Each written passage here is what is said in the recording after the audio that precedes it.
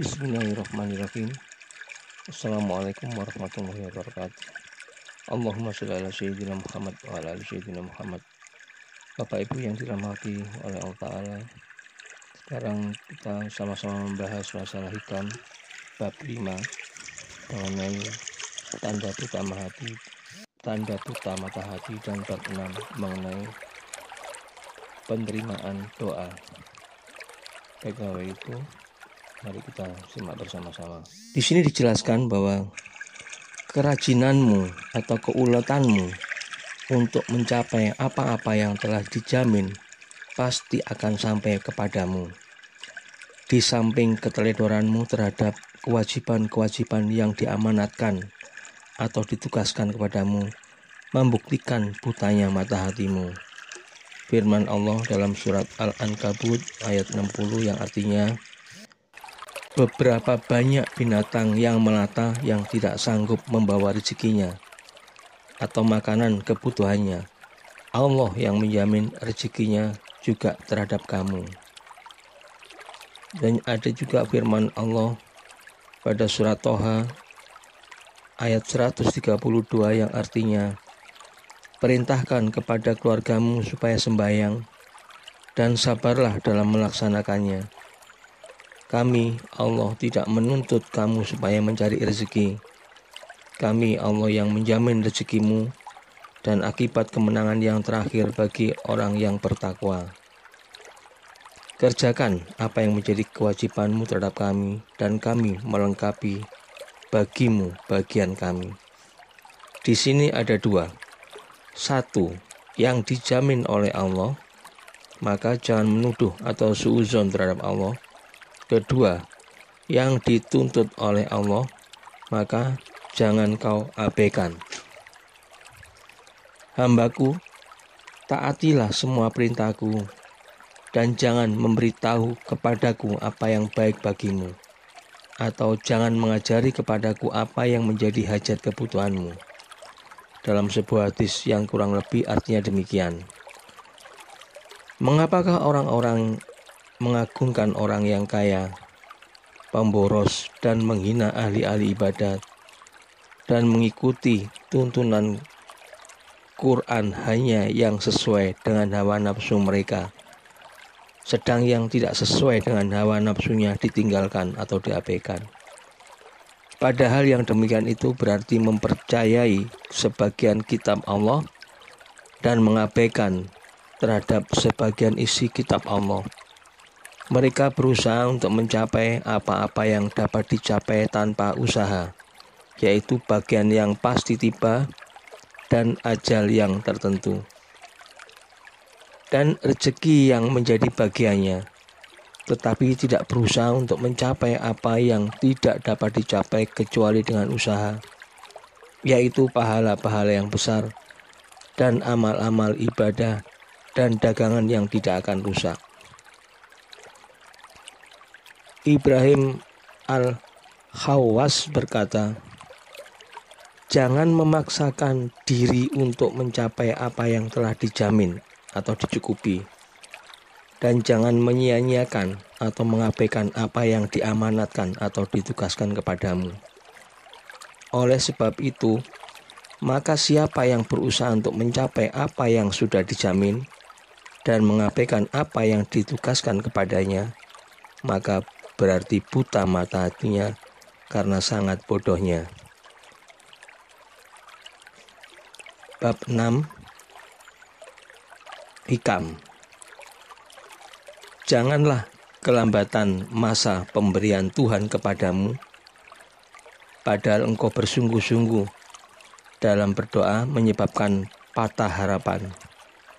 Sebab Allah telah menjamin menerima semua doa dalam apa yang Ia kehendaki untukmu, bukan menurut kehendakmu dan pada waktu yang ditentukannya, bukan pada waktu yang engkau tentukan.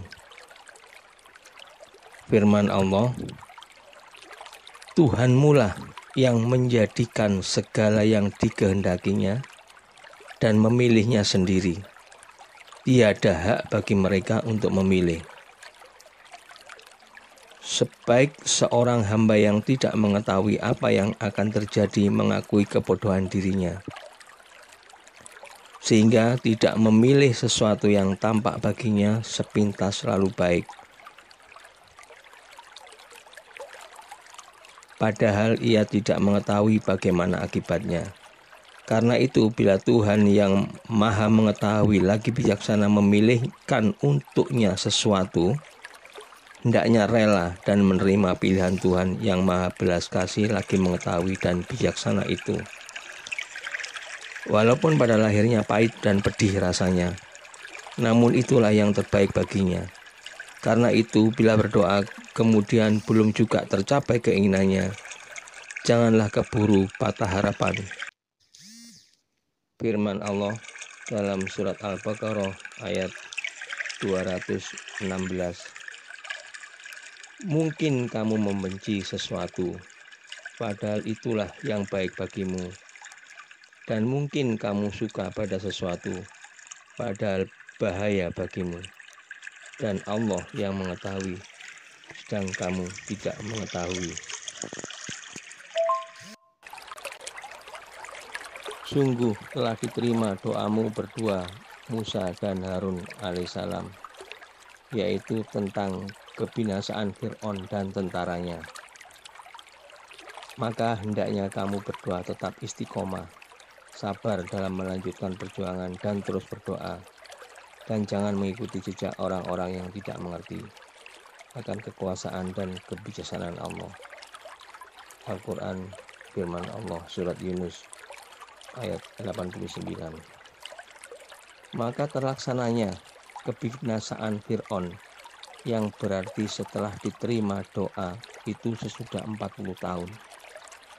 Rasulullah SAW bersabda, pasti diterima doamu itu selama tidak keburu, yaitu berkata, aku telah berdoa dan tidak diterima.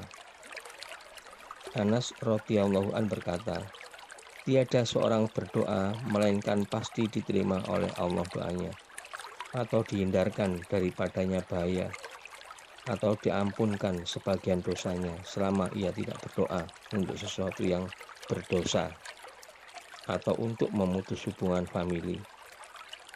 Abul Abbas al-Marsi, ketika ia sakit, datang seorang sahabat bersambang kepadanya lalu berkata, semoga Allah menyembuhkan kau. Abul Abbas tinggal diam dan tidak menyambut kata-kata itu. Kemudian orang itu berkata pula, Allah yu'afika. Maka dijawab oleh Abul Abbas, apakah kau kira saya tidak minta afiah kepada Allah? Sungguh saya telah minta afiah, dan penderitaanku ini termasuk afiah. Ketahuilah Rasulullah minta afiah, dan ia berkata, selalu bekas makanan Khaybar itu terasa olehku, dan kini masa putusnya urat jantungku. Abu Bakar As-Siddiq minta afiah dan mati terkena racun. Umar bin Khattab minta afiah dan mati terbunuh. Utsman bin Affan juga minta afiah dan juga mati tertikam. Ali bin Abi Thalib minta afiah juga mati terbunuh. Maka bila kau minta afiah kepada Allah, mintalah menurut apa yang ditentukan oleh Allah untukmu. Maka sebaik-baik seorang hamba ialah menyerah menurut kehendak Tuhannya dan mempercayai bahwa yang diberikan Tuhan itulah yang terbaik baginya, meskipun tidak cocok dengan kemauan hawa nafsunya. Dan syarat untuk diterimanya suatu doa ialah keadaan terpaksa. Firman Allah, apakah yang selalu menerima doa orang terpaksa? Apabila berdoa, minta kepadanya. Keadaan terpaksa itu bila merasa tidak ada sesuatu yang diharapkan selain semata-mata kurnia Allah. Tidak ada sesuatu yang dapat dijadikan perantara baik dari luar yang berupa benda atau dari dalam dirinya sendiri. Alhamdulillahirabbil alamin. Bapak Ibu yang dirahmati oleh Allah Ta'ala, telah saya sampaikan hikam bab 5 dan bab 6 Semoga bermanfaat untuk kita semua. Mohon maaf apabila ada salah kata. Kesalahan adalah hanya pada saya dan kebenaran mutlak milik Allah Subhanahu wa Ta'ala. Wabillahi taufiq wal hidayah. Wassalamualaikum warahmatullahi wabarakatuh.